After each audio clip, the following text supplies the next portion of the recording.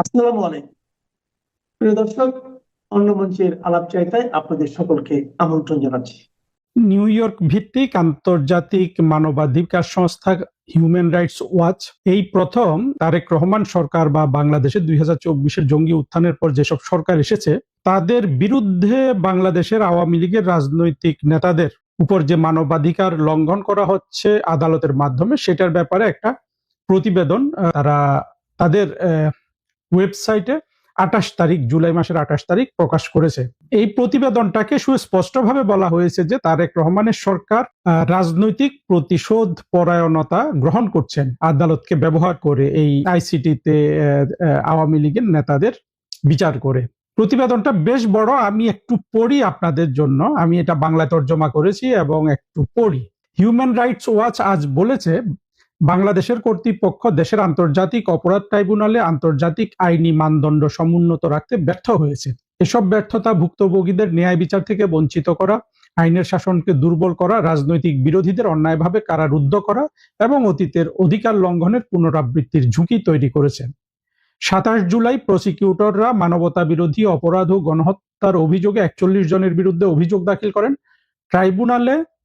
Tribunal রাজনীতিবিদ, নিরাপত্তা বাহিনীর সদস্য এবং এমনকি সাংবাদিক সহ বিভিন্ন ব্যক্তির বিচার করছে, যাদের বিরুদ্ধে সাবেক প্রধানমন্ত্রী শেখ হাসিনার আওয়ামী লীগ সরকারের অধীনে গুরুতর মানবাধিকার লঙ্ঘনের অভিযোগ রয়েছে। 15 বছরেরও বেশি সময় ধরে ক্রমশ কর্তৃত্ববাদী হয়ে ওঠা শাসনের পর 2024 সালে বিক্ষোভের মাধ্যমে এই সরকারের পতন ঘটে। দেখেন, ভালো কথা বলেও এখানে কিন্তু আওয়ামী লীগ সরকারের বদনাম করছে, এবং আওয়ামী লীগ সরকারের বদনাম গুলো কেন করে সেটা নিয়ে আমি এই ভিডিওটার শেষের দিকে কথা বলবো। হিউম্যান রাইটস ওয়াচ লিখছে, মানে এই প্রতিবেদনে হিউম্যান রাইটস ওয়াচের এশিয়া বিভাগের উপপরিচালক মীনাক্ষী গাঙ্গুলি বলেন, শেখ হাসিনা সরকারের অধীনে সংগঠিত বহু নির্যাতনের জন্য যারা দায়ী তাদের যথাযথভাবে জবাবদিহির আওতায় আনা উচিত। কিন্তু অনেক বিচারই আন্তর্জাতিক ন্যায্য বিচারের মানদণ্ডের নিচে থাকছে। বাংলাদেশের জরুরি ভিত্তিতে তার ফৌজদারি বিচার ব্যবস্থা সংস্কার করা দরকার এবং নতুন সরকারকে নিশ্চিত করতে হবে যে নিম্নমানের তদন্ত ও নির্বিচার অভিযোগের মাধ্যমে রাজনৈতিক প্রতিহিংসা চরিতার্থ করার কোনো সুযোগ নাই। অর্থাৎ তারা যে নিম্নমানের বিচার করে রাজনৈতিক প্রতিহিংসা করছেন সেইটা কিন্তু এই প্রতিবেদনটাতে বলা হচ্ছে। ট্রাইব্যুনাল 2024 সালের জুলাই ও আগস্টে শিক্ষার্থীদের নেতৃত্বাধীন বিক্ষোভে নিরাপত্তা বাহিনীর দমন পীড়নের সঙ্গে সম্পর্কিত মামলাগুলোর শুনানি করছে। ওই দমন পীড়নে 800 জনের বেশি মানুষ নিহত এবং হাজার হাজার মানুষ গুরুতর আহত হন, যা শেষ পর্যন্ত আওয়ামী লীগ সরকারের পতন ঘটায়। ট্রাইব্যুনাল হাসিনার শাসনামলে সংগঠিত বলে অভিযোগ থাকা বিচার বহির্ভূত হত্যা ও গুমসহ অন্যান্য নির্যাতনেরও বিচার করছে। এখানে দেখুন, 800 হত্যার কথা বলা হয়েছে। জাতিসংঘ ইউনুসের বন্ধু হতে গিয়ে সেটাকে 1400 বানিয়েছে, এরা বলছে 800। অথচ হিউম্যান রাইটস ওয়াচ বা জাতিসংঘ কেউই কিন্তু আমাদের বন্ধু না, শেখ হাসিনার বন্ধু না, মুক্তিযুদ্ধের পক্ষের তারা কেউ না। আমরা জানি যে বছরের পর বছর এরা কিন্তু বাংলাদেশের স্বাধীনতা বিরোধীদের ক্রীড়নক হয়ে কাজ করেছে এই হিউম্যান রাইটস। এখন কিন্তু তারা অন্য কথা বলতে বাধ্য হচ্ছে। আবার পড়ছি, আন্তর্জাতিক অপরাধ ট্রাইব্যুনাল, যা আন্তর্জাতিক আইনের অধীন গুরুতর অপরাধের বিচার করার জন্য ক্ষমতাপ্রাপ্ত একটি দেশীয় ট্রাইব্যুনাল, এটাতে চলমান 1 ডজনেরও বেশি মামলা হিউম্যান রাইটস ওয়াচ পর্যবেক্ষণ করেছে এবং সেই পর্যবেক্ষণ যথাযথ আইনি প্রক্রিয়া নিয়ে গুরুতর উদ্বেগ সৃষ্টি হয়েছে। প্রসিকিউটররা কথিত অপরাধের অভিযোগে ব্যক্তিদের আটক ও অভিযুক্ত করেছেন এবং একাধিক মামলা এমন সাক্ষ্য বিবৃতির উপর নির্ভর করেছেন যেখানে অপরাধে জড়িত থাকার ইঙ্গিতবাহী অংশগুলো একাধিক বিবৃতিতে কেটে পেস্ট করা হয়েছে বলে মনে হয়। অর্থাৎ হিউম্যান রাইটস ওয়াচ বলছে যে তারা 1 ডজনেরও বেশি মামলা এআইসিটিতে ইউনুসের অধীন যেটা চলছে তাজুলের নেতৃত্বে, এবং এখন পর্যন্ত তারা 1 ডজনেরও বেশি মামলা পর্যবেক্ষণ করে তারা দেখেছে যে কি পরিমাণ এটা দুর্বল এবং আপনার ত্রুটিপূর্ণ। এবং এখানে বলা হচ্ছে যে একই কথা প্রত্যেককে দিয়ে বলানো হচ্ছে, অর্থাৎ কাট পেস্ট করা হচ্ছে। যখন সাক্ষ্য দিচ্ছে, বিবৃতি দিচ্ছে, সেগুলো একই কথা প্রত্যেকে বলছে। অর্থাৎ মনে করেন কেউ মানে 8 জন 8 জায়গা থেকে বলছে যে আমি ওই জায়গায় জিনিসটা দেখেছি, একই জিনিস মনে হচ্ছে যে এতটাই সাজানো গোছানো মনে হয়েছে হিউম্যান রাইটস ওয়াচের কাছে। হাসিনা সরকারের পতনের পর থেকে ট্রাইব্যুনাল 6টি বিচার সম্পন্ন করেছে, যার ফলে মানবতা বিরোধী অপরাধে 62 জন দোষী সাব্যস্ত হয়েছেন। 42 জনের বিচার তাদের অনুপস্থিতিতে হয়েছে, যার মধ্যে শেখ হাসিনা নিজেও রয়েছেন, এবং 16 জনের মৃত্যুদণ্ড দেওয়া হয়েছে। বাংলাদেশের 1971 সালের স্বাধীনতা যুদ্ধের সময় পাকিস্তানি সামরিক বাহিনীকে সমর্থন করে মানবতা বিরোধী অপরাধের মতো আন্তর্জাতিক আইনের অধীন অপরাধ সংগঠনের অভিযোগ থাকা ব্যক্তিদের বিচারের জন্য শেখ হাসিনা সরকার 2010 সালের মার্চে প্রথম ট্রাইব্যুনালটি প্রতিষ্ঠা করে। ওই বিচারগুলো, যার ফলে 6টি মৃত্যুদণ্ড কার্যকর হয়, প্রমাণের অভাব, রাজনৈতিক পক্ষপাত, প্রসিকিউটর ও বিচারকদের মধ্যে যোগসাজশ এবং যথাযথ আইনি প্রক্রিয়ায় মৌলিক সুরক্ষার অনুপস্থিতির জন্য ব্যাপকভাবে সমালোচিত হয়। দেখুন, ওই যে হিউম্যান রাইটস বলছে যে ওই যে 6 জন যুদ্ধাপরাধীকে সাজা দেওয়া হয়েছিল সেটাকে তারা এখানে প্রশ্নবিদ্ধ করছে। কিন্তু সত্য কথা হলো যে 1971 সালের যে স্বাধীনতা যুদ্ধে যে জেনোসাইড হয়েছে, যে মানবতা বিরোধী অপরাধ হয়েছে, এইটার বিরুদ্ধে কি আসলে সত্যিকার অর্থে দাঁড়ানো যায়? হিউম্যান রাইটস ওয়াচ কিন্তু দাঁড়িয়েছে। তারা অর্থাৎ তারা তারেক রহমানের বন্ধু, তারেক রহমানের তো ওনার জ্যাঠাশি আছে হিউম্যান রাইটস ওয়াচ বা আরেকটাতে ছিল অ্যামনেস্টি ইন্টারন্যাশনাল, এগুলোতে।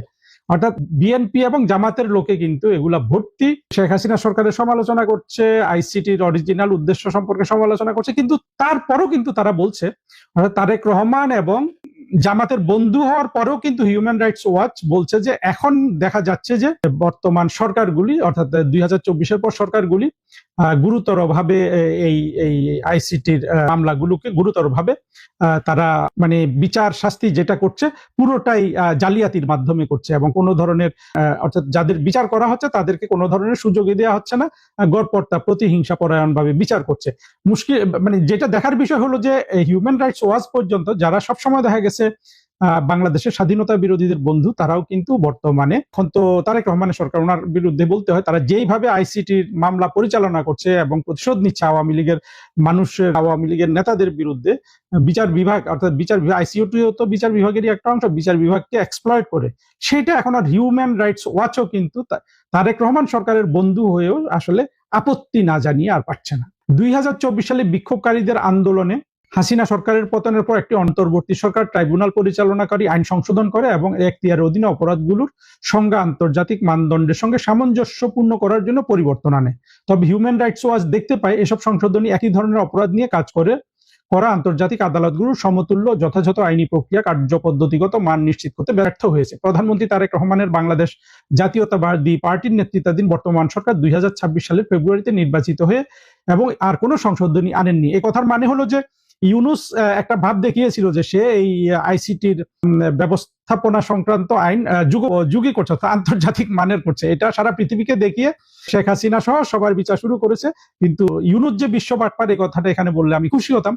আমরা সবাই জানি যে এই বিশ্ব বাটপার সেগুলা ওদের চোখে যেমন ধোকা দিয়েছে, কিন্তু কার্যকর কাজটা করেছে তার উল্টো, এবং তারেক রহমানের সরকার সেই কাজটাই করে যাচ্ছে।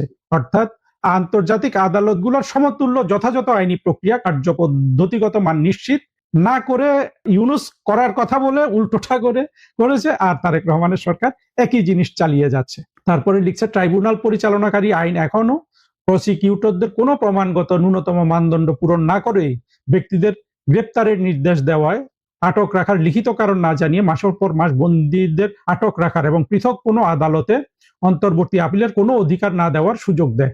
বুঝেন, মানে কোনো অধিকার দেয় না, এটা বললেই হয়। আবার বলি, ট্রাইব্যুনাল পরিচালনাকারী আইন এখনো প্রসিকিউটরদের কোনো প্রমাণগত ন্যূনতম মানদণ্ড পূরণ না করেই ব্যক্তিদের গ্রেপ্তারের নির্দেশ দেওয়ার, আটক রাখার লিখিত কারণ না জানিয়ে মাসের পর মাস বন্দীদের আটক রাখার এবং পৃথক কোনো আদালতে অন্তর্বর্তী আপিলের কোনো অধিকার দেয় না। এটা আমার মনে হয় বুঝতে পেরেছেন। প্রসিকিউশন তার প্রমাণ প্রকাশ করার 3 সপ্তাহ পরে বিচার শুরু হতে পারে, ফলে প্রতিপক্ষের যথাযথ প্রস্তুতির জন্য খুব সামান্য সময় থাকে।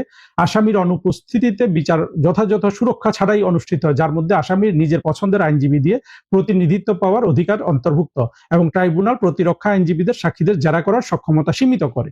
কত ধরনের এগুলো, অবশ্য একটু আইন কানুনের বিষয়, তো যারা আইন সম্পর্কে জানেন তারা বুঝতে পারবেন যে তারেক রহমান এবং ইউনূস এবং জঙ্গিরা কিভাবে বিচার ব্যবস্থাকে এক্সপ্লয়েট করছে, আপনার বিচার ব্যবস্থার অপব্যবহার করছে বর্তমানে। এবং এটা অতীতে আমরা শুনি বিচার ব্যবস্থার অপব্যবহার হয়েছে, কিন্তু আসলে অতীতে কখনো বর্তমান সময়ের মতো বিচার ব্যবস্থার অপব্যবহার হয়নি। এটাতে আরো অনেক কথা আছে, যার মধ্যে ওই যে হেফাজতের সময় 2013 সালের 5ই মে হেফাজতে, যেখানে আসলে কোনো মানুষই মারা যায়নি আইন শৃঙ্খলা রক্ষাকারী বাহিনীর হাতে, যেটা এমনকি ডেইলি স্টার, প্রথম আলো তখন লিখেছিল, সেই মামলা তারা এখন পুনরুজ্জীবিত করেছে। আমরা দেখেছি অনেকে সেখানে সেই অভিযোগ আনা হয়েছে, এবং অলরেডি লতিফ সিদ্দিকীকে কিন্তু এটার জন্য গ্রেপ্তার করেছে। এবং সবচেয়ে আরো আশ্চর্যজনক বিষয় হলো সাংবাদিক মোজাম্মেল বাবু, ফারজানা রূপা, এদেরকেও এইখানে এনে ধরা হয়েছে। এরা নাকি খুন করেছে, মানবতা বিরোধী অপরাধ করেছে, অর্থাৎ জেনোসাইড করেছে। এরা নাকি বাংলাদেশের জামাতকে সবাইকে মেরে ফেলার চক্রান্ত করেছিল, ব্যবস্থা গ্রহণ করেছিল। মোজাম্মেল বাবু আর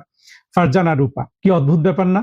হিউম্যান রাইটস ওয়াচ দেখতে পেয়েছে যে ট্রাইব্যুনালের প্রসিকিউটর ও বিচারকরা তদন্ত কর্মকর্তাদের রেকর্ড করা এমন সব বিবৃতির উপর নির্ভর করছে যেখানে একাধিক বিবৃতির একই অংশ পুনরাবৃত্ত হয়েছে, যা সেগুলোর সত্যতা নিয়ে সন্দেহ সৃষ্টি করেছে। অর্থাৎ 10 জনই একই কথা বলতেছে। কেউ ধরেন ঢাকা থেকে আসছে, কেউ চিটাগং থেকে এসছে, কেউ খুলনা থেকে আসছে, কথার কথা বোঝানোর জন্য সবাই এক কথা বলছে, অর্থাৎ শিখিয়ে দেয়া বলি। তো হিউম্যান রাইটস ওয়াচ আসলে তারেক রহমানের সরকারকে এখানে সম্পূর্ণরূপে না, মানে আংশিকভাবে এক্সপোজ করেছে, কিন্তু এক্সপোজটা এতই যে এটা কিন্তু অনেকটুকু এক্সপোজ করা, এবং বাংলাদেশের আওয়ামী লীগের উচিত হলো এটার বেসিসে আসলে সারা পৃথিবীতে সবাইকে এখন আওয়ামী লীগের উপর যে অত্যাচার হচ্ছে সেগুলো দেখানো। হিউম্যান রাইটস ওয়াচ দেখতে পেয়েছে যে ট্রাইব্যুনালের ডক্টর মোহাম্মদ হাসান মাহমুদ চৌধুরী, কি সাবেক আইজিপি কে না সাবেক পররাষ্ট্রমন্ত্রীকে মিন করেছে জানি না, যেখানে 2024 সালের 16, 18 জুলাই এবং 4 আগস্ট চট্টগ্রাম শহরের কেন্দ্রে সংগঠিত হত্যাকাণ্ড নিয়ে আওয়ামী লীগের 22 জন রাজনীতিবিদ ও কর্মীর বিরুদ্ধে ট্রাইব্যুনালে 3টি অভিযোগ নির্ধারণ করেছে। প্রসিকিউশনের প্রমাণে একটি গুরুত্বপূর্ণ অংশ হলো 55টি সাক্ষ্য বিবৃতি যা প্রকাশ করা হয়েছে। এই 55টাই একই কথা, প্রত্যেকে একই কথা বলছে। 6 লাইনের একটি অংশ যা 14টি পৃথক বিবৃতিতে প্রায় শব্দে শব্দে একইভাবে দেখা যায়। সেখানে দাবি করা হয়েছে যে নাম উল্লেখ করা 7 জন রাজনীতিবিদ তাদের পরিকল্পনা, অর্থায়ন, উস্কানি ও নির্দেশনার মাধ্যমে আওয়ামী লীগ সন্ত্রাসীদের ব্যবহার করা 6 জনকে হত্যা করা হয়েছিল। আচ্ছা, মোট কথা হলো এখানে বিষয়টা বোঝেন। বিষয়টা হলো যে হিউম্যান রাইটস ওয়াচের কাছে ধরা পড়েছে যে একটা বাক্য কোনো এক জায়গা থেকে তৈরি করে দেওয়া হয়েছে, ধারণা করা যায় যে প্রসিকিউশন থেকে এটা তৈরি করে দেওয়া হয়েছে, আদালত থেকে, এবং এটা বিভিন্ন জন তার সাথে একই কথা বলে যাচ্ছে। মানে এটা কিন্তু সম্পূর্ণ যে একটা জালিয়াতির ব্যাপার, এইটা হিউম্যান রাইটস ওয়াচের দৃষ্টিগোচর হয়েছে। হিউম্যান রাইটস ওয়াচ আরো একটা জিনিস নিয়ে এসছে, যেটা ওই যে প্রসিকিউটর যে ঘুষ চেয়েছিল সেটা কি লিখেছে দেখেন। একই মামলায় 22 অভিযুক্তের একজন হেফাজতে থাকা আওয়ামী লীগের জ্যেষ্ঠ রাজনীতিবিদ ABM ফজলে করিম চৌধুরীর প্রতিরক্ষা দল সাংবাদিকদের এমন কিছু রেকর্ডিং সরবরাহ করে যেগুলো কথিতভাবে ট্রাইব্যুনালের একজন প্রসিকিউটরকে বছরের শুরুতে 1 কোটি টাকা, 82,000 মার্কিন ডলার দেওয়ার বিনিময়ে করিমের জামিন নিশ্চিত করে দেওয়ার প্রস্তাব দিতে ধারণ করেছে। বিষয়টি প্রকাশের পরও প্রসিকিউটর পদত্যাগ করেন, কিন্তু প্রধান প্রসিকিউটরের কার্যালয়ে এখনো তার তদন্ত শেষ করেনি। অন্যদিকে বিচারকরা অভিযোগ গঠনের কার্যক্রম এগিয়ে নিয়েছেন এবং 6 আগস্ট বিচার শুরু হওয়ার কথা রয়েছে। আসলে দেখেন, যখন কোটি টাকা দিলে না জামিন দিয়ে দেয়া যাবে এমন ব্যাপার থাকে, তাহলে তো আসলে সেই বিচার প্রক্রিয়ার আর কোনো গ্রহণযোগ্যতা থাকে না। হিউম্যান রাইটস ওয়াচ কিন্তু এই জিনিসটা আবার ভালোভাবে তুলে এনেছে। মীনাক্ষী গাঙ্গুলি বলেন, বাংলাদেশের কর্তৃপক্ষকে স্বীকার করতে হবে যে তারা অতীতের নির্যাতনের পুনরাবৃত্তি করতে পারে না। যখন আওয়ামী লীগ রাজনৈতিক উদ্দেশ্য প্রণোদিত দমন পীড়ন চালিয়েছিল, তবে একই সাক্ষ্য একাধিক বিবৃতিতে পুনরাবৃত্ত হওয়ার পর ভিত্তি করা অভিযোগ একটি বিশ্বাসযোগ্য বিচার প্রক্রিয়ার অভাব দেখায়, যা আবারও ভুক্তভোগী এবং তাদের পরিবার এবং বাংলাদেশের সব মানুষের প্রতি ন্যায় বিচার নিশ্চিত করতে ব্যর্থ হবে। বাংলা অনুবাদ করতে গিয়েও একটু গন্ডগোল হয়েছে, আমি পড়ছি, কিন্তু যেটা ক্লিয়ার হলো যে হিউম্যান রাইটস ওয়াচ এবার বলছে যে তারেক রহমানের সরকার এই আইসিটিতে যে মামলা হচ্ছে সেটা আসলে একটা প্রহসন হচ্ছে, সেটা রাজনৈতিক প্রতিহিংসা হচ্ছে। আওয়ামী লীগেরও দোষ দিচ্ছে, বাট বলছে যে আওয়ামী লীগ অতীতে যেটা করেছে সেই ভুল কিন্তু আপনারা পুনরাবৃত্ত করছেন। আমার মনে হয় আমরা অবশ্যই human rights watch Awami League নিয়ে যেভাবে লেখে, এগুলা কিন্তু এই আইরিন খানদের শিখিয়ে দেয়া, জামাতের শিখিয়ে দেয়া কথাবার্তা। বাস্তব অবস্থা কি সেই নিয়ে আসলে আওয়ামী লীগ তো কখনো হিউম্যান রাইটস ওয়াচ বলুন, অ্যামনেস্টি ইন্টারন্যাশনাল বলুন, এই জায়গায় কখনো ঢুকতেই পারেনি। এবং আমরা জানি যে বাংলাদেশের সব দলের মানবাধিকার সংগঠন আছে, আওয়ামী লীগের কিন্তু কোনো মানবাধিকার সংগঠন নাই। এই যে আদিলুরের যে অধিকার, আদিলুর রহমান খানের অধিকার, আদিলুর যে দস্যু ইউনূসের উপদেষ্টা ছিল, এইভাবে অসংখ্য মানবাধিকার সংগঠন কাজ করে জামাতের হয়ে, বিএনপির হয়ে। দুঃখের বিষয়, মুক্তিযুদ্ধের পক্ষে সত্যি আওয়ামী লীগের হয়ে কোনো সংগঠন কাজ করে না, কারণ তারা কখনো কোনো সংগঠন গঠনই করেনি। এখন বাংলাদেশে যদি জামাত নিয়ে বসবাস করবেন, জামাত, হেফাজত এই ধরনের শক্তিকে বাড়তে দিবেন, তাদেরকে আপনারা হিউম্যান রাইটস মানে সংগঠন করতে দিবেন এবং নিজেরা কোনো হিউম্যান রাইটস সংগঠন গঠন করবেন না, তাহলে এখন যে বিপদে পড়েছেন, এইটার জন্য আসলে মানে এটাতে আপনাদের যে কষ্ট হচ্ছে, আপনাদের যে জেল হচ্ছে, তার সাথে তো আমরাও জড়িয়ে গেছি, আমাদেরও জেল হতে পারে, হতে পারে। তো এর জন্য দায়িত্ব আওয়ামী লীগের কোনো কি দূরদর্শিতা বা তাদের আসলে কোনো ন্যূনতম রেসপন্সিবিলিটি যাকে বলে নিজের দলের প্রতি, নিজেদের প্রতি, কিংবা মুক্তিযুদ্ধ চেতনার প্রতি, সেটা তো এগুলোতে প্রকাশ পায় না। যা হোক, ক্ষোভের কথা পরে, কিন্তু হিউম্যান রাইটস ওয়াচকে আমি ধন্যবাদ জানাবো এই প্রতিবেদনটার জন্য। এখানে কিন্তু সুস্পষ্টভাবে তারেক রহমানের সরকারকে এক্সপোজ করেছে, এইটা বলে যে তারেক রহমান ইউনূসের সময়ে যে যে অবিচার চলছিল সেখান থেকে তো ফিরে আসেননি তো বটেই, বরং তিনি সেটা একেবারে পুরোপুরি কন্টিনিউ করছেন বাংলাদেশের বিরোধী দল অর্থাৎ বিএনপি বিরোধী তথা মুক্তিযুদ্ধের পক্ষে শক্তিকে ধ্বংস করে দেওয়ার জন্য। এবং এই জিনিসটা এখন তো আমাদের কণ্ঠ শোনা যায় না তেমন, কারণ হলো যে বাংলাদেশের মিডিয়া পুরোটাই কিন্তু এই প্রথমে ইউনূস, তারপরে এখন তারেক রহমান, অর্থাৎ আমি মনে করি যে বাংলাদেশে আসলে এখন আর কোনো মিডিয়া নাই। শেখ হাসিনা সরকারের সাথে সাথে মিডিয়া যদি তখন খারাপ ছিল বলেন, সেই মিডিয়াটাও বিদায় নিয়েছে, তারপরে আর এখন কিছু নাই। সেই অবস্থায় কিন্তু আপনি হারুন ভাই একটা জিনিস দেখেন, আমি আজকে থার্ড টাইম বোধহয় আজকে আবার একটা ভিডিও দেখতেছিলাম। মতিউর রহমান, প্রথম আলোর সম্পাদক, তিনি ডয়েচে ভ্যালির সঙ্গে ইন্টারভিউ দিয়ে বলতেছেন যে আমি এবং আমার পত্রিকা শেখ হাসিনা সরকারের পতনের জন্য যা করা দরকার তাই করছিলাম। পৃথিবীর অনেক দেশে আপনি প্রফেশনাল ডিপ্লোম্যাট থাকছেন, গেছেন, এখনো আছেন। একটা পত্রিকা একটা দলের পক্ষ অবলম্বন করতে পারে, কিন্তু নেকেটলি একটা সরকারের পতনের জন্য এইভাবে ভূমিকা রাখতে, বরং সেই পত্রিকার এডিটর নিজে স্টেটমেন্ট দিয়ে বলতেছে আর একটা মিডিয়ায় যে আমি এবং আমার পত্রিকা শেখ হাসিনার পতনের জন্য ভূমিকা রেখেছি। এই রকম ভয়ঙ্কর কাজ যেখানে সারা বাংলাদেশে ছিল, ডেইলি স্টার, প্রথম আলো সহ অন্যান্যরা, তারা এখনো কিন্তু এই সাপ্লাই নিউজ তৈরি করতেছে। অ্যাবসলিউটলি সাপ্লাই নিউজ, মানে নিজস্ব কোনো নিউজ না, যেটা সাপ্লাই দেওয়া হচ্ছে সেটাই তারা নিউজ আকার করছে। সেই জন্য প্র্যাকটিক্যালি কোনো মিডিয়া নাই। মিডিয়া এখন যেভাবে করার দরকার সেভাবেই সবটা করছে, সেভাবেই চলছে। ফলে আমাদের সোশ্যাল মিডিয়া যেটা ডিজিটাল প্ল্যাটফর্ম, এইটা কিন্তু মেইন স্ট্রিমের চেয়ে স্ট্রং। দেখবেন আপনার একটা প্রোগ্রামকে কয়েক লক্ষ লোক দেখে, কিন্তু আপনি যদি প্রথম আলোতে একটা নিউজ যায়, কথার কথা প্রথম আলোতে সবচেয়ে বেশি পড়ে মানুষ, তো প্রথম আলো একটা নিউজ হয়তো 50,000 লোকে পড়লো, 10,000 লোকে পড়লো, 15,000 লোকে পড়লো, কিন্তু আপনার নিউজটা লক্ষ লক্ষ মানুষ পড়ছে। সেকেন্ডটা হচ্ছে অনেকে আত্মগোপনে আছে বা একটু রিমোটে আছেন, তিনি পত্রিকা পড়তে পারেন না, কিন্তু তার কাছে কিন্তু একটা ডিজিটাল ডিভাইস আছে, সে কিন্তু ইউটিউবে বা ফেসবুকে দেখতে পারতেছে। অর্থাৎ আপনার মিডিয়াটা much more powerful, much more extended than mainstream media. ধন্যবাদ। এই যে আমার বন্ধুদেরও বলবো যে আমাদের এই যে অত্যন্ত যোগ্য নেতা, তিনি কিন্তু সোশ্যাল মিডিয়ার যে গুরুত্ব সেটা বলছে। আশা করি এখান থেকে আমরা সবাই অনুপ্রাণিত হব। আরেকটা জিনিস আমার আর একটু টাচ করার ইচ্ছা আছে যে আপনি কিন্তু শুধু সফল রাজনীতিতে আপনার সাফল্য আমি বলছি না, আপনার থেকেও হয়তো সফল আছেন, কিন্তু আপনি কিন্তু অত্যন্ত সফল একজন আইনজীবী। আপনি নিজেই প্রকাশ করেছেন আপনি কত ট্যাক্স দেন, এবং সেটাও যথেষ্ট বড় একটা অ্যামাউন্ট ছিল। সেখান থেকে আপনি আজকে নির্বাসিত। আপনি যে রাষ্ট্রের যে মুক্তিযুদ্ধের স্বপ্নে এই রাষ্ট্রটা স্বাধীন হয়েছিল, আপনি সেই স্বপ্নের একজন ধারক, কিন্তু আপনি আজকে সেই বাংলাদেশে থাকতে পারছেন না। এবং সম্প্রতি আমরা জানি যে আপনি অত্যন্ত বলিষ্ঠভাবে বলছেন যে জননেত্রী শেখ হাসিনা বাংলাদেশে ফেরার যে ঘোষণা দিয়েছেন, এই কাজে আপনি জড়িত এবং আপনি এই ব্যাপারে আমাদের সবাইকে সাহস যোগাচ্ছেন। এই ফোরামে কি আপনি সেই ব্যাপারে আপনাদের প্রস্তুতি বা আওয়ামী লীগের জন্য যারা মুখিয়ে আছেন, আওয়ামী লীগের যেসব কর্মী, জননেত্রী শেখ হাসিনা বাংলাদেশে আসুক, তাদের জন্য আপনার কথা শুনতে আসলে আমরা আগ্রহী আজকে। দেখুন, আমার ব্যক্তিগত কনসেপশন যেটা, আমার ধারণা যেটা, আওয়ামী লীগে বঙ্গবন্ধুর আদর্শ, বঙ্গবন্ধু আমাদের মেইন স্ট্রিম লিডার। আর যদি অর্গানাইজিং স্ট্রাকচারে বলেন, তাহলে নেতা কিন্তু একজনই, শেখ হাসিনা। একজনই নেতা, শেখ হাসিনা। আর আমরা যে যেখানে আছি সবরাই আমরা কর্মী, সমর্থক, শুভাকাঙ্ক্ষী, শুভানুধ্যায়ী। নেতা কিন্তু শেখ হাসিনা, আর কেউ নেতা না।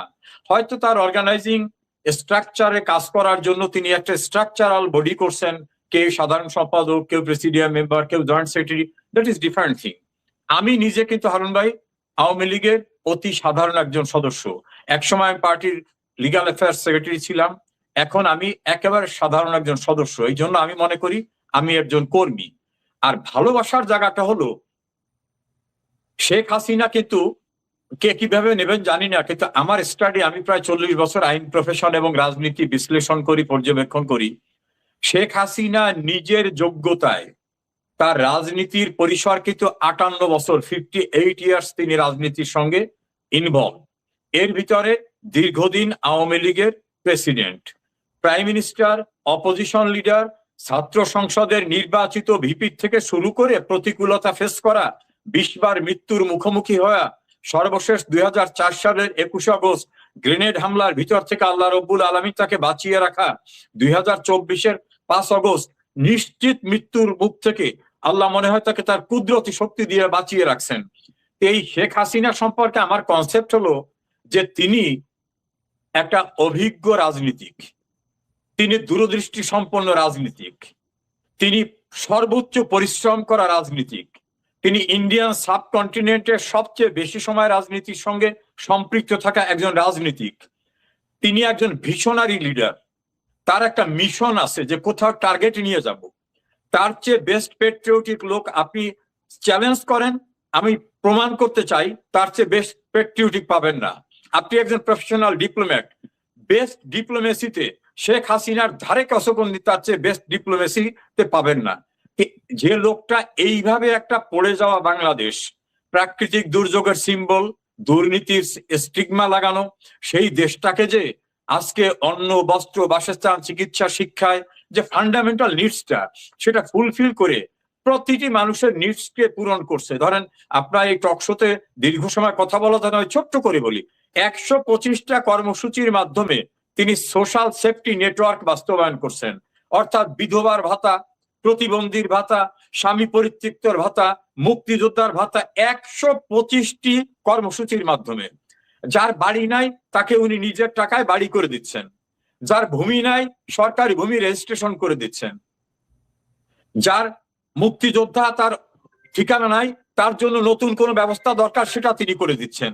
হেন কোনো জায়গা নাই যে জায়গায় শেখ হাসিনাকে পাওয়া যাবে না। তারপর দেখেন তারেক রহমান একদিন একটা ইন্টারভিউ দিয়ে মতিউর রহমান চৌধুরীর সঙ্গে আর একটা এনটিভিতে বলছিল যে একটা দেশে শুধু বাংলাদেশ না, পৃথিবীর কোনো দেশেই সম্ভব না যে একই সঙ্গে দোকানে, শপে, বাড়িতে, ইন্ডাস্ট্রিতে বিদ্যুৎ দেবেন। এটা সম্ভব না, এক জায়গায় সাপ্লাই দিতে আর এক জায়গা বন্ধ করতে হবে। শেখ হাসিনা দেখাই দিলেন যে শতভাগ বিদ্যুতায়িত করা যায়। ইন্টারনেট ব্যবস্থা, তারেক রহমানের মা যখন ফ্রি ইন্টারনেটের অ্যাপ্রোচ ছিল তিনি নিলেন না, শেখ হাসিনা সেটা কিনে দেখালেন যে গ্রামের প্রত্যঞ্চল হয়ে কাজের মহিলার থেকে শুরু করে রিক্সাওয়ালার হাতে ইন্টারনেট। এখন একটা মোবাইল কিনতে গেলতে লাগতো 1,20,000 টাকা, ফোন করলে বিল, ফোন রিসিভ করলো বিল। শেখ হাসিনা সেটা দেখাই দিলেন যে 500 টাকায় মোবাইল চলে এবং বিলের অবস্থা এইরকম ভাবে। অর্থাৎ মানুষের ওই যে বললাম অন্ন, বস্ত্র, বাসস্থান, চিকিৎসা, শিক্ষা। তারপর দেখেন ইনফ্রাস্ট্রাকচারের কথা যদি বলেন, কেউ অতীতে কল্পনা করছে যে ঢাকা থেকে ট্রেন যাবে এবং মেরিন ড্রাইভওয়ে, কেউ ভেবেছে বাংলাদেশের মতো একটা দরিদ্র দেশ নিজের টাকায় পদ্মা সেতু হবে, মেট্রো রেল হবে, এলিভেটেড এক্সপ্রেস হবে, সিঙ্গাপুরের চাঙ্গি এয়ারপোর্টের মতো 3rd টার্মিনাল হবে? এটা শেখ হাসিনা করে দেখিয়েছেন। একজন মানুষ দরিদ্র নাই, চিকিৎসাহীন অবস্থা নাই, প্রতিটি ডিভিশনে একটি বিশ্ববিদ্যালয় করে দিয়েছেন, হসপিটাল করে দিয়েছেন। ফলে মানুষের যে ফান্ডামেন্টাল নিডসটা, এই নিডসটা স্টাডি করতে পারছিলেন শেখ হাসিনা। উনি মানুষের মনকে জরিপ করতে পেরেছিলেন। সে কারণে বাংলাদেশের মানুষ এখন চায়, যারা তার বিরোধিতা করেছে, ধরেন অ্যাডভোকেট মহাসিন রশিদ, বাংলাদেশের একজন প্রখ্যাত লয়ার, উনি মাঝে দেখলাম একটা প্রোগ্রাম এসে উনি বলতেছেন শেখ হাসিনার কাছে ক্ষমা চাই, দেশবাসীর কাছে ক্ষমা চাই। শুধু ক্ষমা চাই না, এভাবে বলতেছে, ক্ষমা চাই আমি শেখ হাসিনার বিরোধিতা করে অন্যায় করছি। বিএফইউজের সাংবাদিকের প্রেসিডেন্ট আজিজ সাহেব তিনি বলছেন আমি ইউনূসের পক্ষে কথা বলেছি, শেখ হাসিনার বিরোধিতা করেছি, লিখেছি। আমার মনে হচ্ছে আমি একটা রামছাগল, শেখ হাসিনাই যথার্থ ছিল। অর্থাৎ শেখ হাসিনা যে পারফেক্ট স্টেটমেন্ট ছিল এইটা তারা বুঝতে পেরেছে। ফলে যারা শেখ হাসিনার বিরোধিতা করছিলেন তারাও কিন্তু এখন চাচ্ছেন শেখ হাসিনা দেশে ফিরুক।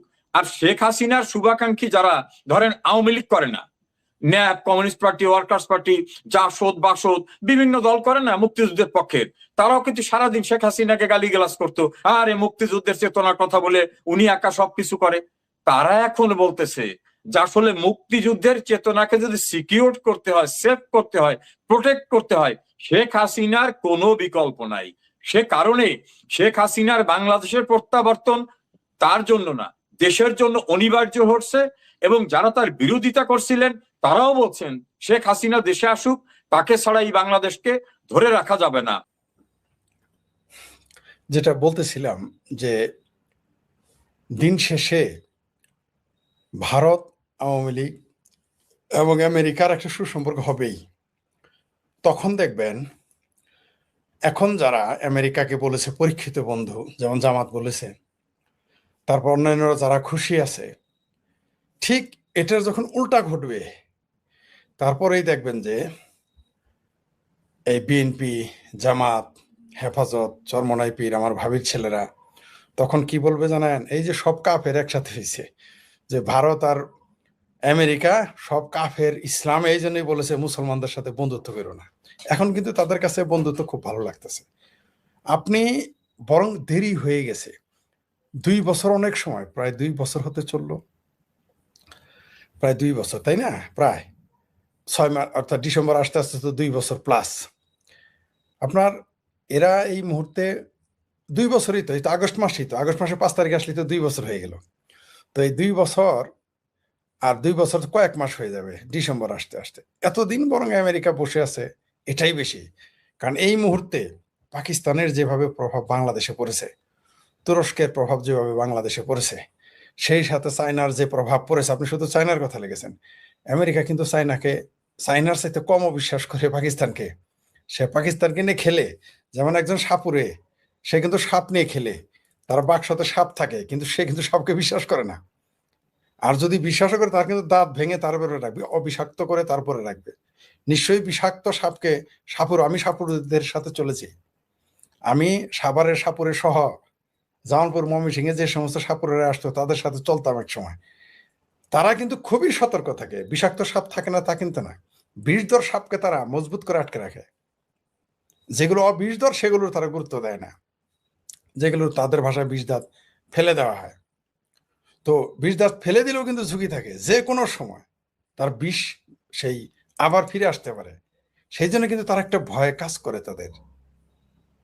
তো এই তুরস্ককে কিন্তু আমেরিকা একটু বিশ্বাস করে না। সে জানে ঐতিহাসিকভাবেই, মানে আপনি যদি সেই ব্রিটিশের আমল, মানে আমাদের দেশে ব্রিটিশ আমল, তার মানে মুঘল আমলকালীন, বা যখন এইখানে তুর্কিরা আসতো, আরবরা আসতো, পর্তুগিজরা আসতো, সেই সময়ের কথা বলতেছি, সেই 1500 শতকের কথাই ধরেন, তখনও কিন্তু যতদিন ভারত মহাসাগরের রাস্তাটা আবিষ্কার না হয়েছিল, ততদিনও কিন্তু তুরস্ক ডাবল গেম খেলেছে। সেই সময় থেকে এখনো খেলে, সব তাদের যায় নাই।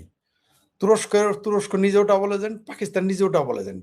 পাকিস্তান ইরানের না সৌদি আরবের, আমেরিকার না কারো, তুরস্কের বোঝা বড় মুশকিল। তুরস্ক তাই, এটা তারা বিশ্বাস করে, এটা তারা জানে যে এরা ফ্রড, যে কোনো সময় ফ্রডিং করতে পারে। রাশিয়া কিন্তু জানে যে তুরস্ক যে কোনো সময় ফ্রডিং করবে, কিন্তু সবাই তুরস্ককে ওই যে সাপুরে যেমন সাপকে ইউজ করে ওইভাবে ইউজ করে। তো রইল বাকি চায়না।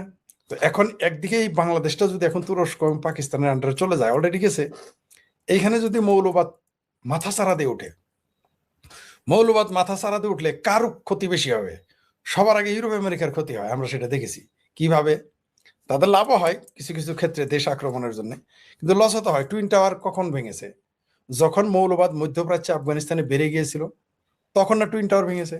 তো আজকে যদি বাংলাদেশে, এখন মধ্যপ্রাচ্যে, কিন্তু সারা মধ্যপ্রাচ্যে মানুষের সংখ্যা কত, আর বাংলাদেশে মানুষের সংখ্যা কত? আর বাংলাদেশের মানুষগুলো যদি জঙ্গি হয়ে যায়, তাহলে এগুলো বিপজ্জনক অবস্থা কার উপরে গিয়ে পড়বে? ইউরোপের উপরে। দিন শেষে গিয়ে আমেরিকার উপরেই পড়বে, ভারতের উপরও পড়বে, কোনো সন্দেহ নেই, ভারতের উপরে তো পড়েই আছে। তো এরা তখন কি করবে? হ্যাঁ, ঠিকই বলেছেন, আমার বিশ্রামে থাকার কথা। ওই যে আজকে একটাই লাইভে, এই একটাই, ওই যে বিড়ালের স্বভাব আছে না, খাটাইশি স্বভাব আছে না, আর আর আর আর উলু খাবো না গো, আর উলু খাবো না। তারপরে যখন তার একটু ভালো লাগে তখন বলে উলু খাই বাসি। তো এরকম আমার মা, আজকে সবই ক্যান্সেল করেছি, কালকে তো একটাও করি নাই। আজকে এই যে একটা হয়তো, মানে তাও তো বুঝতে পারতেছেন যে আমার সমস্যা হচ্ছে, আপনারা কিছুটা বুঝতে পারতেছেন আমার কথা বলতে।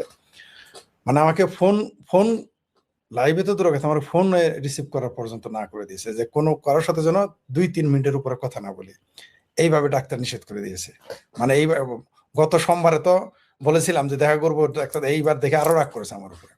যাই হোক, যেটা বলতেছিলাম, তো যার জন্যই এটা মেনে নিয়েছি। হয়তো একটা লাইভ সারাদিনে হয়তো পাবেন, হয়তো একটাও নাও থাকতে পারে সারাদিনে। যা বলছিলাম যে আমেরিকা কখনোই বাংলাদেশের যে বর্তমান অবস্থা, তারা তাদের স্বার্থ হাসিল করে নিয়েছে। তারা করিডোর নিয়ে নিয়েছে, তারা তারা বন্দরও নিয়ে নিয়েছে, তারা চুক্তিও করে ফেলেছে। এখন আমেরিকা দেখলো যে মার্কেট সাজাইলো সে, অর্থাৎ দোকান দোকান একটা মার্কেট সাজালেন আপনি, ওই মার্কেটে ব্যবসা করতেছে আমি, তাহলে তো আপনার লস। তো আমেরিকা এখন দেখলো কি মাখাইলাম কি হইল, ছাতু মাখাইলাম গু হইল। সঙ্গত কারণেই এখন ভারত এবং আমেরিকার কমন এনিমিকে চায়না। তো সঙ্গত কারণেই এখন তারা ঐক্যবদ্ধ হবে। এর জন্য তো বিশেষজ্ঞ ডক্টরেট ডিগ্রির দরকার নাই রাজনীতিতে, এটা কমন সেন্সের ব্যাপার।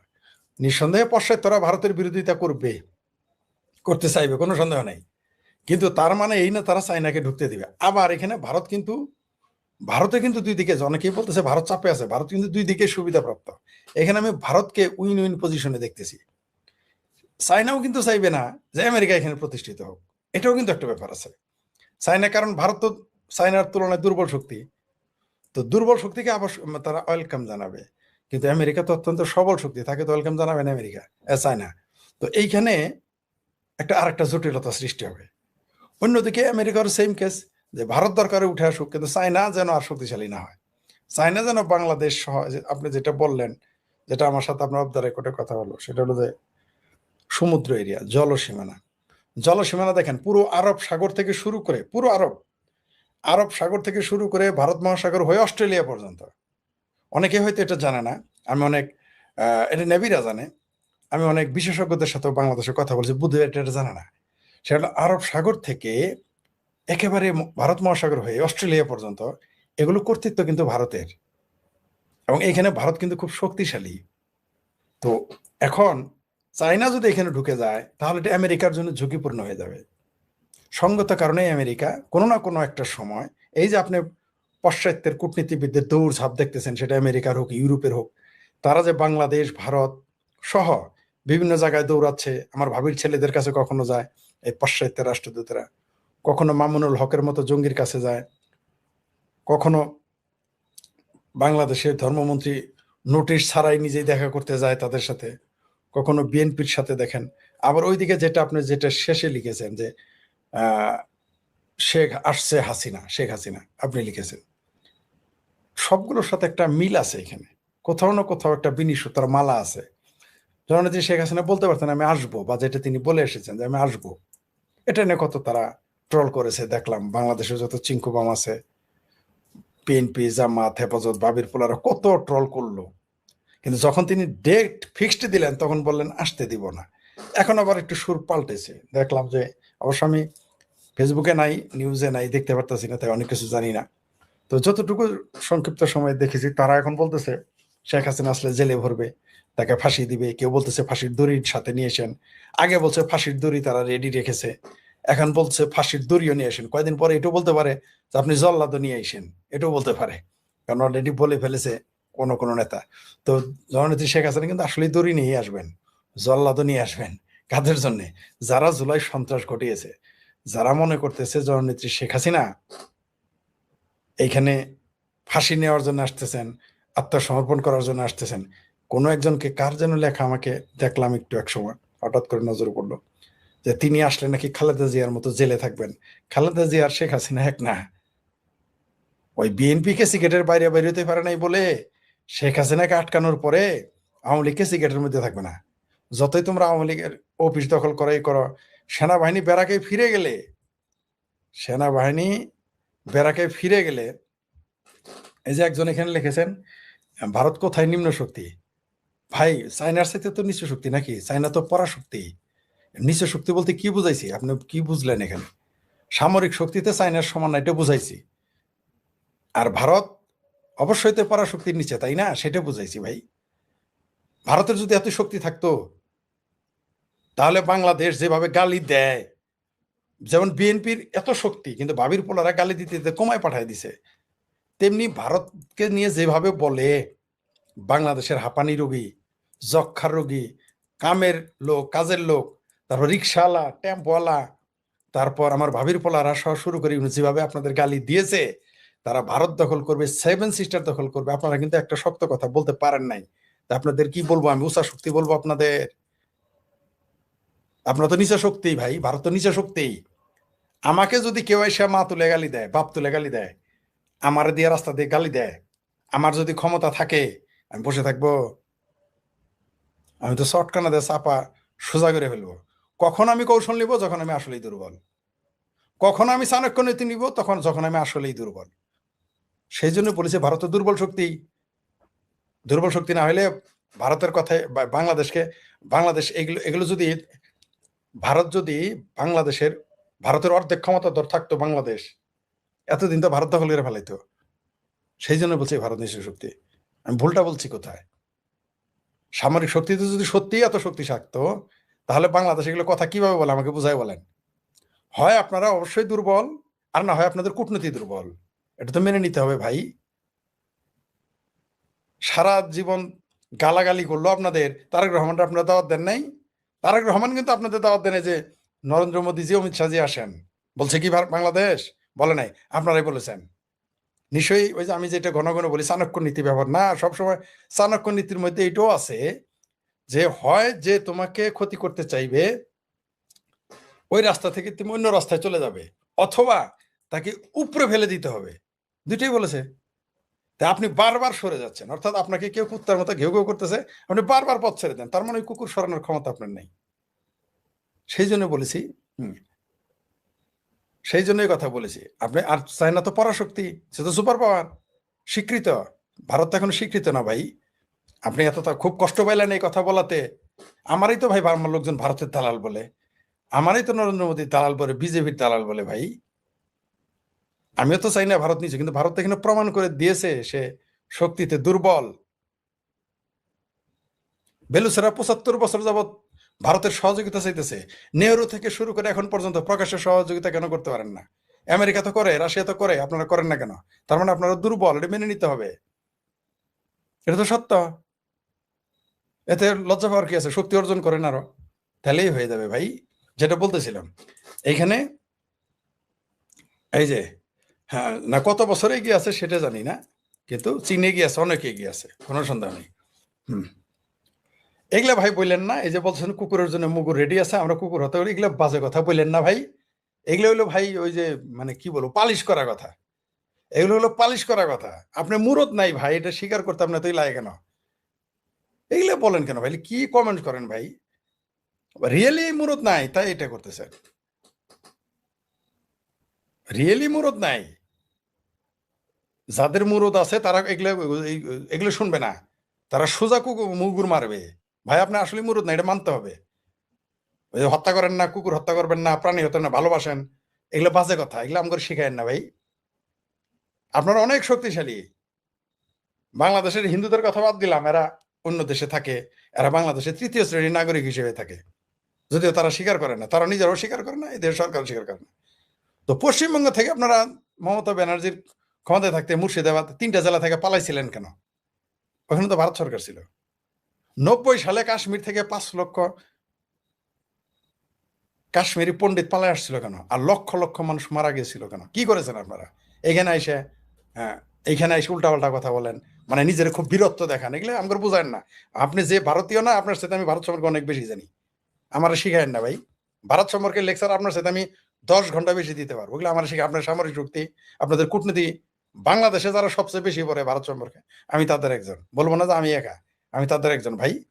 এগুলো বললেন না, এগুলো হয়তো বলে বলে মনে মনে মন কলা খায়েন না। ওই বিএনপিরও খুব ক্ষমতাধর, গালি দিতে দিতে না কমাতে পাঠাই দিছে। আর আপনাদের, আমাদের দেশের হাঁটু ভাঙ্গা রুগী, গ্যাস্ট্রিকের রুগী, যক্ষার রুগী, কথা বলতে পারে না, তারা বলে 7 সিস্টার খাইয়ে ফেলবে, আপনার কোনো কথাই বলেন না, উত্তরই দেন না কোনো। আমি জানি যে বাংলাদেশের, ভারতের তুলনায় বাংলাদেশ 50 গুণ শক্তি কম, ক্ষমতা কম, অর্থনীতি কম, বলে তো অন্তত মনে রাখবেন, যে সাপ বিষ তুলে বিষাক্ত, আপনি কিন্তু সবল দেন না, ওই সাপ দেওয়ার লাভ নাই।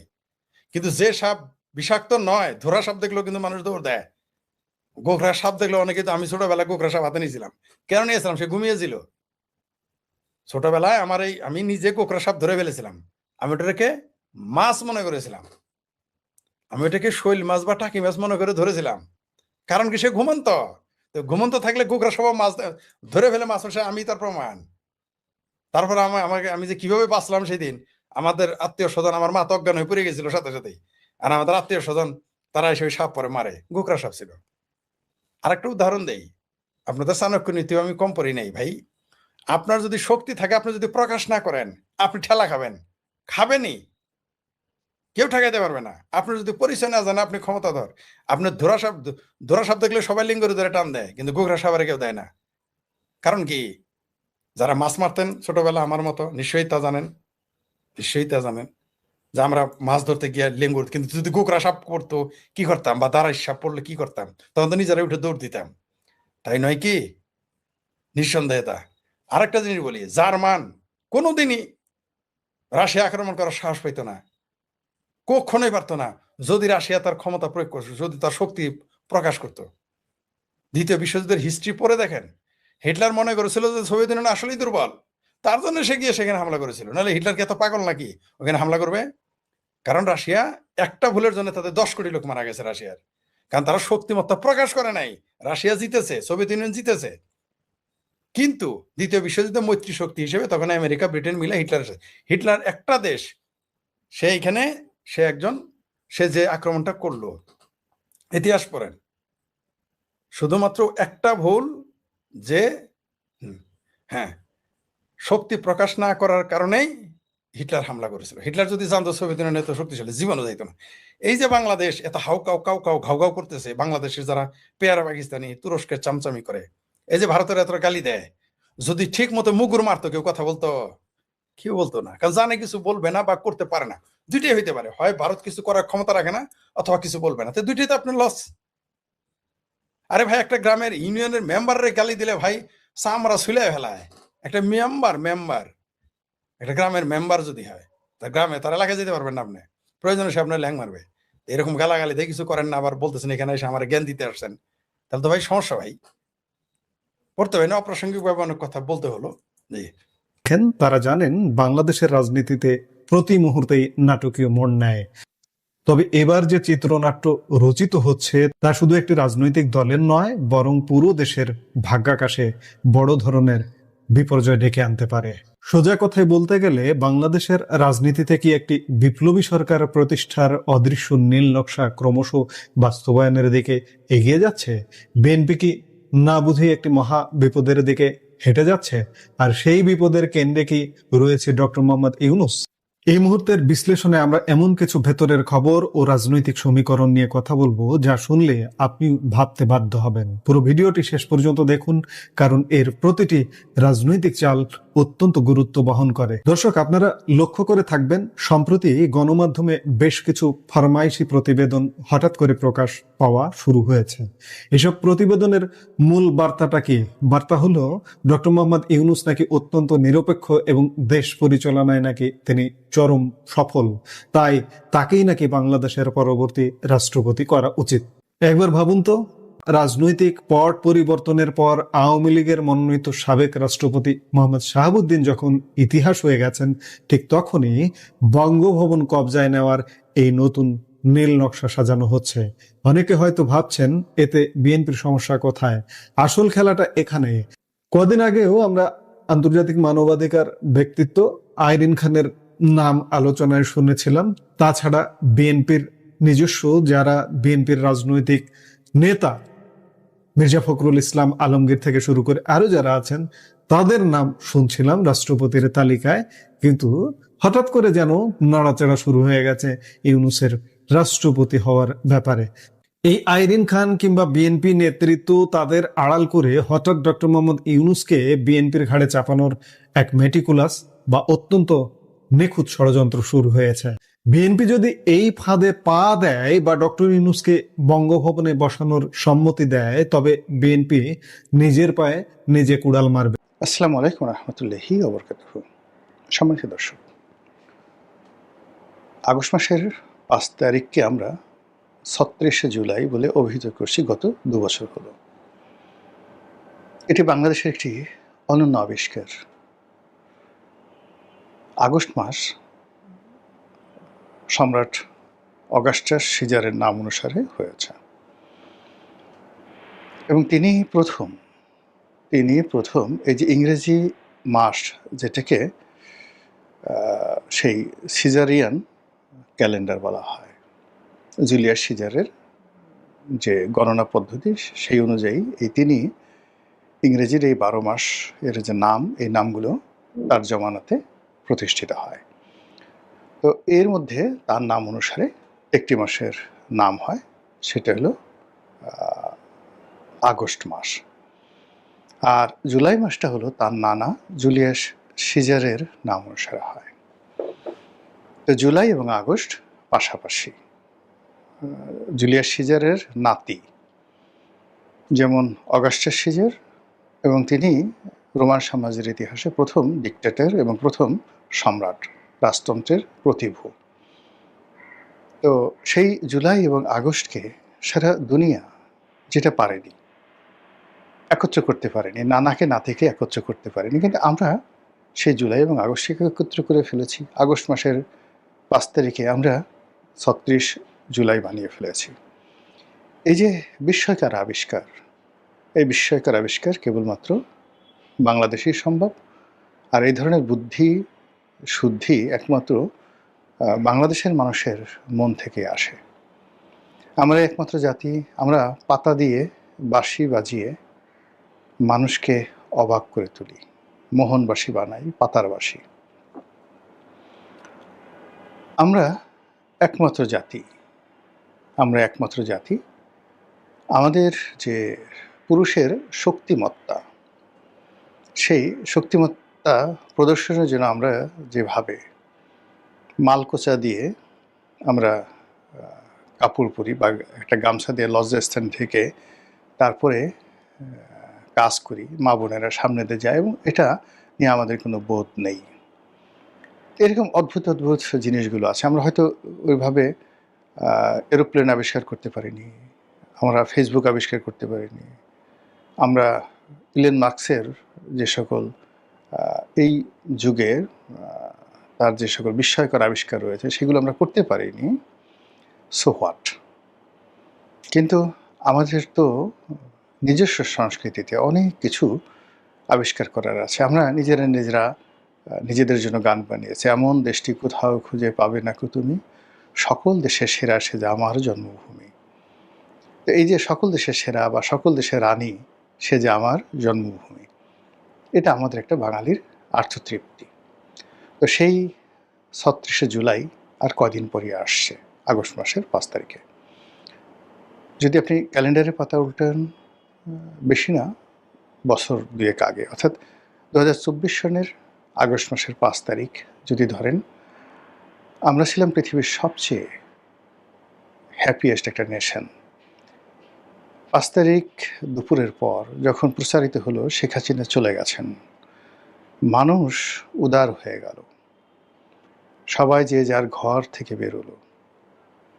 রাত্রি, সারাটা রাত এই ঢাকা শহর, এই সারা বাংলাদেশ, আমার কাছে মনে হচ্ছে গত 100 বছরের মধ্যে সবচেয়ে নিরাপদ একটি দেশে পরিণত হলো। ওই রাতে কোথাও চুরি হয়নি, ওই রাতে মনের আনন্দে কোথাও ডাকাতি হয়নি, ওই রাতে কারো মনে কোনো কামনা বাসনা, পাপের যে লিপ্সা, এটা বের হয় নাই। সবাই একটা বিজয়ের আনন্দে উদার হয়ে পড়েছিল। 6 তারিখ থেকে, আগস্টের 6 তারিখ থেকে ধীরে ধীরে অনেক পরিস্থিতি ঘটতে থাকে, কিন্তু শেখ হাসিনা চলে যাওয়ার যে আনন্দ, সেই আনন্দ উদযাপন করার জন্য মানুষ পাগল হয়ে গিয়েছিল।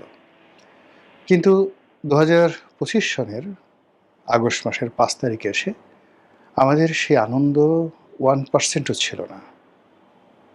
উল্টো আমাদের নানা রকম বিষাদ, বেদনা, কষ্ট, তারপরে যে সকল অপসংস্কৃতি, যে সকল সন্ত্রাসের নিত্য নতুন ধারা আমরা দৃশ্যপটে দেখতে থাকি, যা কিনা আমাদেরকে রীতিমতো আতঙ্কিত করে তোলে। এরপর একটা বছর গেল, 2025 সনের আগস্ট থেকে এই যে 2026-এর আগস্ট পর্যন্ত। এ সময়ের মধ্যে সেই যমুনার পানি কয়েকবার উথাল পাথাল হলো, আমরা কখনো আকাশে চলে গিয়েছি, কখনো পাতালে চলে গিয়েছি, কখনো ডক্টর মোহাম্মদ ইউনূসকে 50 বছরের জন্য ক্ষমতা রেখে দিয়েছি, আবার কখনো তাকে মুহূর্তের মধ্যে দেশ ছাড়া করে ফেলেছি। আমরা জামাতকে ক্ষমতা এনেছি, এনসিপিকে রাষ্ট্র গঠন করতে সেই তোড়ধোড় করতে দেখেছি, আর কোন ফাঁকে হঠাৎ করে তারেক রহমান সাহেব দেশে এসে ভিডি ভিসির মতো তিনি রাষ্ট্র ক্ষমতায় বসে গেছেন। আর এই এত অল্প সময়ের মধ্যে, অর্থাৎ 2026 সনের জানুয়ারি থেকে আজ পর্যন্ত, মানে সেলুলয়েডের পর্দায় যখন 100 বছরের কোনো কাহিনী 2 ঘন্টা বা 3 ঘন্টার মধ্যে ধারণ করা হয়, কোনো একটা ঐতিহাসিক কাহিনী। আপনি যদি 10 কমান্ড্যান্ট দেখেন সিনেমাটা হযরত মুসা আলাইহিস সালামকে নিয়ে, কিংবা আপনি যদি দ্য মেসেঞ্জার ছবিটা দেখেন, মুহাম্মদ রাসূলুল্লাহ সাল্লাল্লাহু আলাইহি ওয়াসাল্লামের সেই নাতি বা যাকে বলা হয় তার নিজেকে নিয়ে যে সিনেমা, দুটো সিনেমা হয়েছে, সেই সিনেমাগুলো দেখেন, দেখবেন যে ইতিহাসগুলো কত ধারাবাহিকভাবে এমনভাবে সংযুক্ত করা হয়েছে। আপনারা যদি গ্ল্যাডিয়েটরটা দেখেন, সেখানে সম্রাট মার্কাস অর্লিয়াস, সেই মার্কাস অর্লিয়াস, তার কুপুত্র, তার সেনাপতি এবং তাদের কাহিনী নিয়ে এত চমৎকার অসাধারণ ইতিহাসের যে শ্বাসরুদ্ধকর ঘটনাগুলো মাত্র 2.5 ঘন্টা বা 2 ঘন্টার মধ্যে সেখানে গ্রন্থিত করা হয়েছে। আপনার ঘোরের মধ্যে থাকবেন প্রতিটা মুহূর্তে, আপনার চোখের সামনে দিয়ে সময় চলে যাবে, চোখের সামনে দিয়ে সময় চলে যাবে। তো সেই দিক থেকে আমাদের যদি জানুয়ারি 2026 থেকে আজকের দিন পর্যন্ত ধরেন, দেখবেন যে ঘটনাগুলো ঘটছে, মানে আমরা প্রতিদিন আশ্চর্য হচ্ছি আজকে এই ঘটনাগুলো কি ঘটছে, এবং আমরা যা কিছু আশঙ্কা করছি, যা ভয় পাচ্ছি, মানে কোনো কিছুর সঙ্গে আমরা আসলে মিলাতে পারছি না। আর এটাই হয়ে গেছে আমাদের জন্য একটি ভয়ঙ্কর যাকে বলে উপাখ্যান। আপনি যখন আপনার থলের মধ্যে রেখে গেলেন 100 টাকা, এসে দেখলেন 100 টাকা নেই, 1 টাকাও নেই। আবার দেখলেন থলের মধ্যে রেখে গেছেন 100 টাকা, এসে দেখলেন যে 1 লাখ টাকা হয়ে গেছে।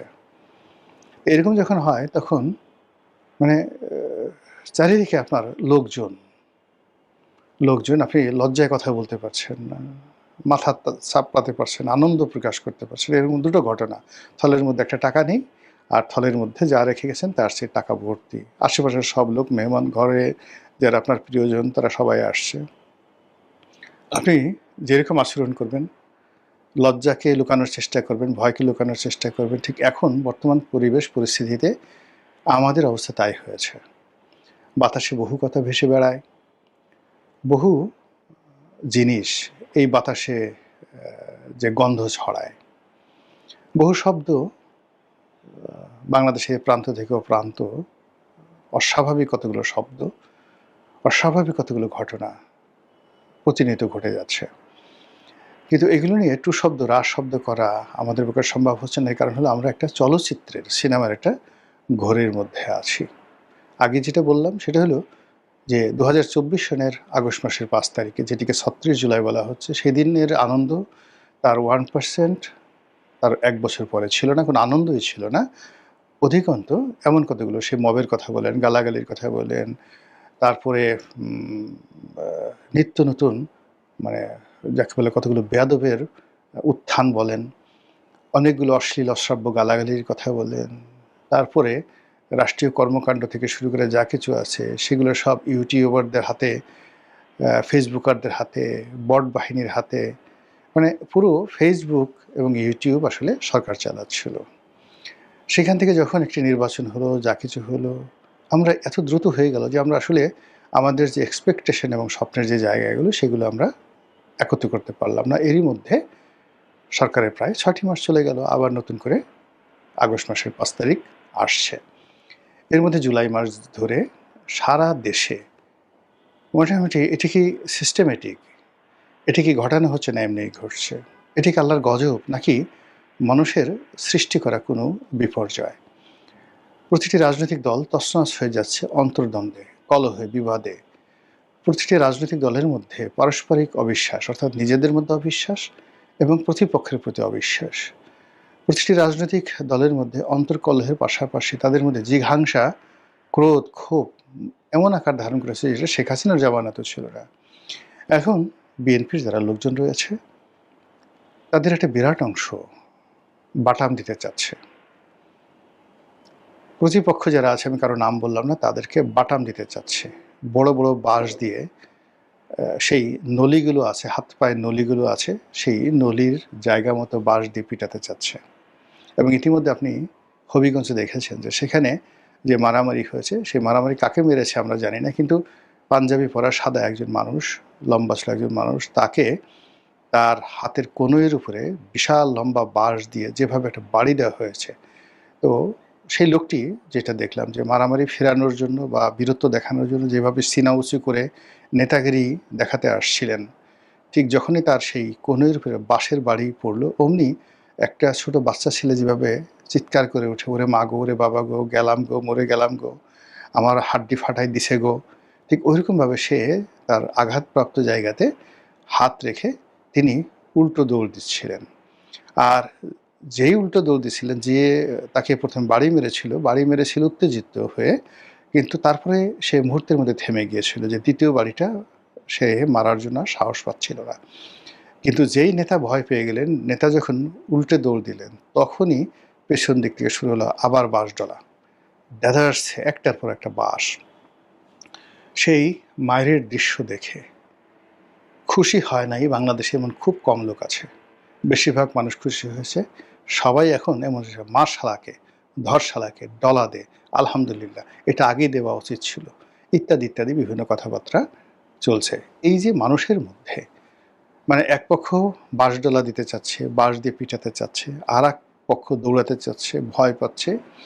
আর এটা দেখে পাবলিক মানে বলার চেষ্টা করছে, আরো মারো, আরো মারো, পিটাও, খুব মজা লাগছে। আমরা ওই যে প্রাচীন যে গ্ল্যাডিয়েটরের সিনেমা দেখে এখন বলি কি বিভৎস, হ্যাঁ, মানে বাঘের সামনে একজনকে ফেলে দেওয়া হচ্ছে, পরস্পর মারামারি করে একজন আর একজনকে মেরে ফেলছে। আর এটা দেখে সেই রোমান সাম্রাজ্যের যারা নাগরিক তারা আনন্দ পাচ্ছে।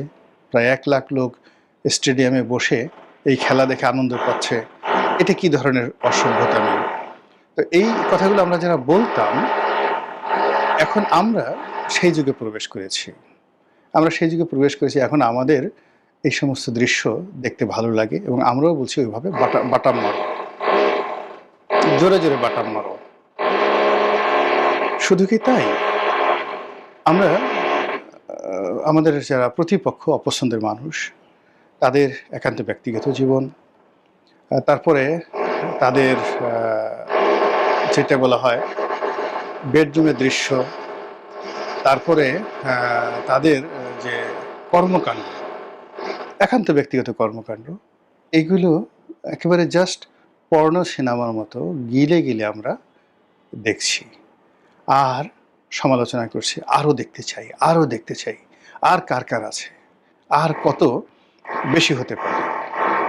এবং শুধুমাত্র ওর হবে না, আরও অশ্লীল বিষয়গুলো লাগবে। তো এই বিষয়গুলো যখন আমাদের মনের মধ্যে বাসা বাঁধে, ইট মিনস আমাদের যে মানবিক প্রতিহিংসা পরায়ণতা, আমাদের মধ্যে যে অমানবিক কর্মকাণ্ড, আমাদের মধ্যে যে জিঘাংসা, চরিতার্থ করার প্রবৃত্তি জেগেছে, এটি পুরো সমাজকে একটা, যদি বলি সিভিল ওয়ার, খুব ছোট বলা হবে। আমরা এটাকে আরও বাঙালি মানে দুনিয়াতে কোথাও যে ঘটনাগুলো ঘটেনি, সেই ঘটনাগুলো আমাদের দেশে হয়তো আগামী দিনে ঘটতে যাচ্ছে যদি এই অবস্থা চলতে থাকে। এবং দিন যত এই যে 6 আগস্টের দিকে এগুচ্ছে, বা আমরা এই 6 আগস্ট মানে 5ই আগস্টের দিকে এগোচ্ছে, কিংবা 36শে জুলাইয়ের দিকে এগোচ্ছি, ততই দেশ, জাতি, কাল আমরা নতুনভাবে এক বিরোধের মধ্যে জড়ানোর চেষ্টায় নিজেদেরকে নিবেদন করেছি। এমনকি এটা যে পরিণতি কতটা ভয়ানক হবে, জঘন্য হবে, সেই বিষয়ে চিন্তা করার শক্তি কিন্তু আমরা হারিয়ে ফেলেছি।